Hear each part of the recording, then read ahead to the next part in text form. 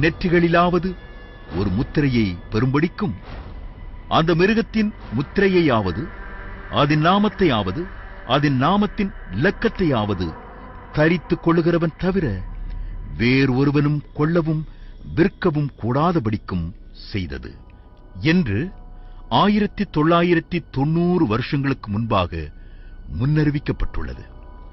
பரிசுத்த வேதாகமம் முன்னறிவித்தபடியே பயோசிப் வந்துவிட்டது. அடுத்ததாக ஓர் சர்வாதிகாரியின் கீழ் இனி முழு உலகமும் செல்லும். சமீபத்தில் விக்கிலீக்ஸ் இணையதளத்தின் அதிபர் ஜூலியன் அசாஞ்சே இவ்வுலகம் ஓர் உலக ஆட்சிக்கு தயாராகி வருவதாகவும் சமூக வலைதளங்கள் மூலம் நம்முடைய அனைத்து விபரங்களும் ரகசியமாய் கண்காணிக்கப்பட்டு பாதுகாக்கப்படுவதாகவும் நாம் மிகப்பெரிய ஆபத்தில் உள்ளதாகவும் தனியார் செய்தி நிறுவனத்திற்கு அளித்த பேட்டியில் கூறியுள்ளார். பரிசுத்த வேதாகமம் கூறிய தீர்க்க தரிசனங்கள் மிக துல்லியமாக நிறைவேறும் காலம் இதுவே. மேலும் இந்த பயோசிப் யார் யாருக்கெல்லாம் பதிப்பார்கள் என்று வேதாகமம் விவரித்துள்ளது. வெளிப்படுத்தின விசேஷம் 13ஆம் அதிகாரம் 16 அது சிறியோர் பெரியோர் ஐஸ்வர்யவான்கள் தரித்திரர் சுயாதீனர் அடிமைகள் இவர்கள் யாவரும் தங்கள் தங்கள் வலது கைகளிலாவது நெற்றிகளிலாவது ஒரு முத்திரையை பெறும்படிக்கும் என்று எழுதப்பட்டுள்ளது. இப்போது பல நாடுகளில் பிறக்கும் அனைத்து பிள்ளைகளுக்கும் இந்த பயோசிப் பதிக்கும் முறை வந்துள்ளது. ஆஸ்கோ என்ற தனியார் நிறுவனம் மூலம் உலகில் பல நாடுகளில் இந்த பயோசிப் பதிக்கப்படுகிறது. போர்ச்சுகல், ஜப்பான், ஜெர்மனி போன்ற 47க்கும் மேற்பட்ட நாடுகளில் இப்பயோசிப் பதிக்கப்படுகிறது.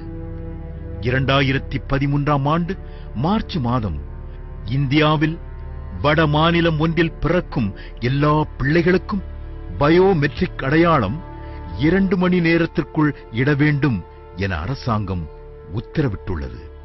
அடுத்ததாக ஹேலோ என்ற நிறுவனம் பிள்ளைகளுக்கு நெற்றியில் இந்த பயோசிப்பை பதித்து 24 மணி நேரமும் கண்காணிக்க ஆவண செய்துள்ளது.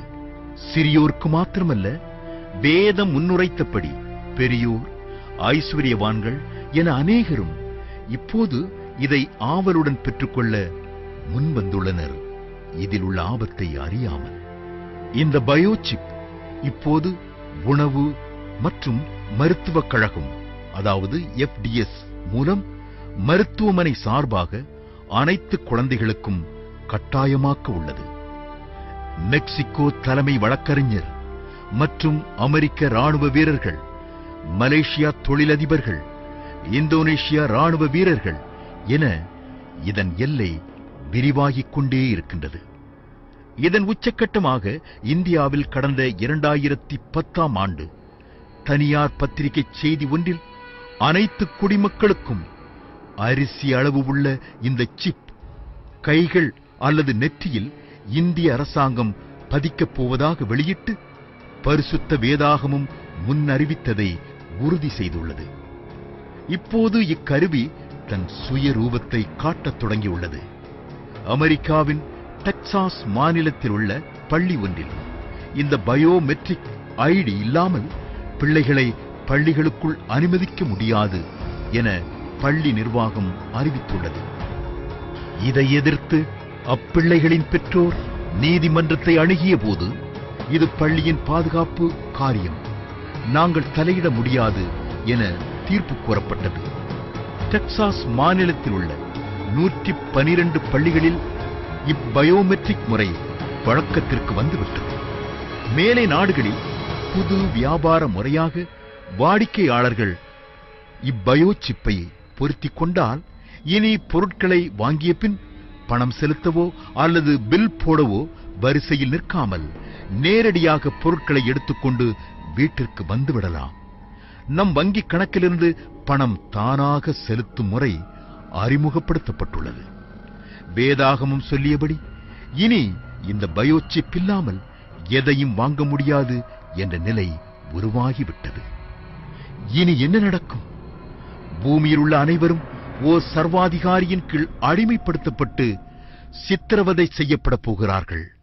முன்பு ஆயுதத்தால் உலகை பிடித்தார்கள், பின்பு மதத்தால், பிறகு வியாபாரத்தால், இப்போது தொழில்நுட்பத்தால். கடவுள் மனிதனுக்கு ஆரம்பத்தில் ஓர் சோதனையை வைத்தார். அதில் ஆதி மனிதன் ஆதாமும் ஏவாளும் தோல்வியுற்றதின் விளைவாக இந்நிலைக்கு உலகம் மாறியுள்ளது. அந்த மனித சமுதாயத்திற்கு தேவன் இப்போது ஓர் சோதனையை வைத்துள்ளார். அதுதான் இப்பயோசிப்பை பதிக்கக்கூடாது என்று. மீறினால் பல இன்னல்களை அனுபவித்து இறுதியில் நரகத்தில் பங்கடைவார்கள் என வேதம் கூறுகிறது.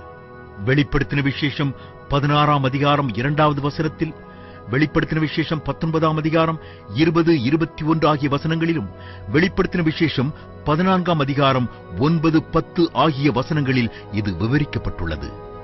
பயோசிப்பை பெற்றுக் கொண்டால்தான் இனி எல்லாம் வாங்க முடியும், வாழ முடியும். ஆனால் தேவ கோபத்திற்கு ஆளாக வேண்டி வரும். இப்போது என்னதான் செய்வது? அதற்கு பரிசுத்த வேதாகமத்தில் ஆண்டவராகிய இயேசு கிறிஸ்து வழியை சொல்லி வைத்திருக்கிறார். அந்த சர்வாதிகாரியின் ஆட்சி ஆரம்பிக்கும் ஒரு நிமிடம் முன்பு தன்னை விசுவாசிக்கும் மக்களை காப்பாற்றி தன்னோடு வைத்துக் கொள்ளப் போவதாக ஆண்டவர் விவரித்துள்ளார். அன்பு சகோதரனே, சகோதரியே, நண்பனே, வரும் ஒரு மாபெரும் அழிவிற்கு, உபத்திரவத்திற்கு உம்மையும் உம் குடும்பத்தையும் காப்பாற்றுவதற்கு ஒரே வழி ஆண்டவராகிய இயேசு கிறிஸ்து மாத்திரமே. இயேசு கிறிஸ்து சொன்ன எத்தனை விஷயங்கள் மிக துல்லியமாய் நடைபெறுகிறது என்றால், அவர் வாக்குரைத்தபடி அவர் வரப்போவதும் உண்மை. வரும் ஆபத்திற்கு தப்பித்துக் கொள்ள, அவரோடு செல்ல நீர் செய்ய வேண்டியதெல்லாம் பின்வரும் ஜெபத்தை முழு இருதயத்தோடு சொல்வதுதான். சர்வ வல்லவரான தேவனே, என் உள்ளத்தில் வாரும், என் பாவத்தை மன்னியும்.